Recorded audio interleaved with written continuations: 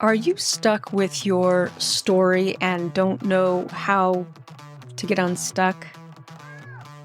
Are you a novelist who wishes to be more prolific? Or maybe you've written that first draft and you just don't know how to make it better. Then sign up today for a no-obligation discovery call with me, Beth Barany, creativity coach and award-winning science fiction and fantasy novelist. I look forward to seeing how I can help you. So sign up today. The link is in the show notes. And now let's get on with the show. Welcome, everyone. Beth Barany here with the podcast, How to Write the Future.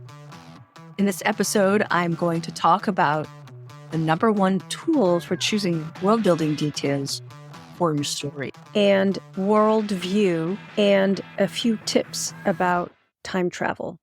I am a science fiction and fantasy writer, and I help science fiction and fantasy writers write, market, publish their books. I care about writers creating positive, optimistic futures because when we inject our positive visions into the world, we allow our readers to enjoy them, live in them, and help make them real in their own lives. That's the hope anyway. So what is the number one tool for choosing world-building details for your story? You really want to rely on your point of view characters' knowledge of the world and ground it in the five senses. And the third piece here is you want to know what they're thinking, feeling, and doing. For example, when your character walks into a cafe, do they salivate the bitter, pungent smell of coffee? Or is it the aromatic sweetness of the black tea they notice? Or maybe it's the crumbly, creamy pastries they can't wait to eat. Does the warm cafe evoke many hours of studying for final exams? Or maybe their memories are full of all the times they came to the cafe to chat with friends and giggle over who was cute. Or maybe the cafe holds memories of loneliness, wishing they had the courage to strike up conversation. That guy or girl over there. A location is not neutral. Setting is not neutral. World is not neutral. Every place and time usually evokes memories, associations, and longings. Think about what those are for your characters. Also, pay attention to places your character loves and your places your character wants to avoid. If you have a character going to a new location where they have no personal associations, they may still have impressions and history built up over time based on their own life experience and what they've encountered. Maybe media or rumors, just little tidbits they have picked up along the way. No place is neutral. Everybody has an attitude toward their world, whether it's curious or skeptical, or even in the neutral zone, I would say underlying that will be some kind of judgment or discernment placed on that detail of the world. I have a saying when I teach and also for myself as a writer, which is don't list the ingredients, capture the flavor. What is the most important flavor that you want to convey in your story? And in this moment of your story, you are the author. You are the god of the story world. So you get to choose the flavor that you want to convey in the scene, this moment of action in your story. Now, something I notice a lot is that writers get frozen in indecision and stuck in not knowing, is this right? Is this right? And they're not sure. And so they don't do anything. They don't write. So I want to encourage you to approach writing like experimentation. You're writing a first draft.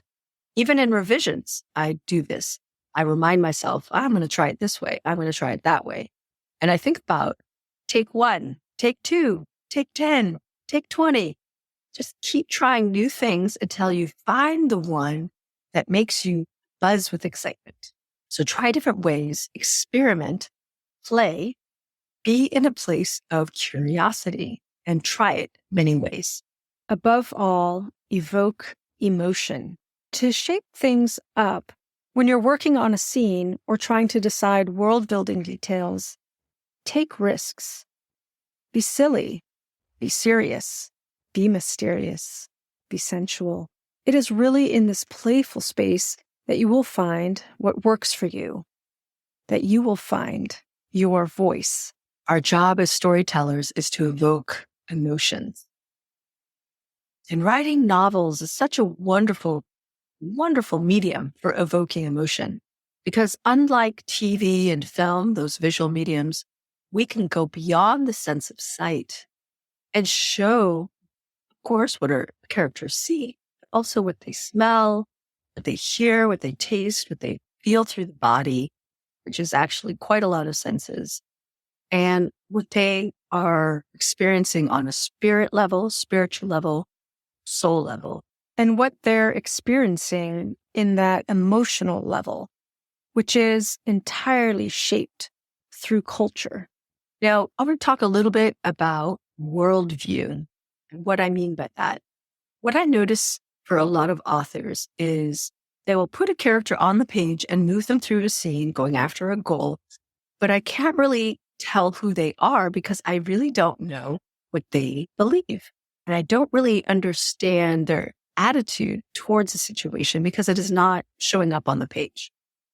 So we all have attitude, meaning we all have a perspective, a judgment, an emotional perspective through which we view the world, how we see ourselves, how we see the current surroundings, how the world was shaped.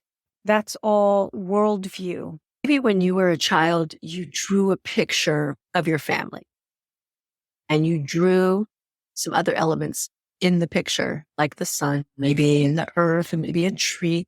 And as small children, all those things are representative.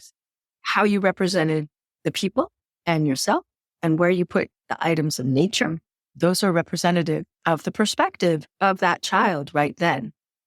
Now, if you were to draw a picture, even with stick figures of your family, it might look different, might feel different because your perspective has changed.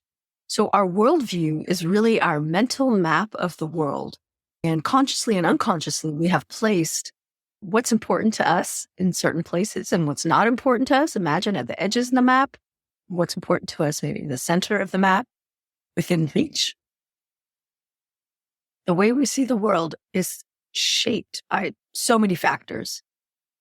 And science is just starting to understand how our ancestors' experiences actually shape who we are today. That's epigenetics.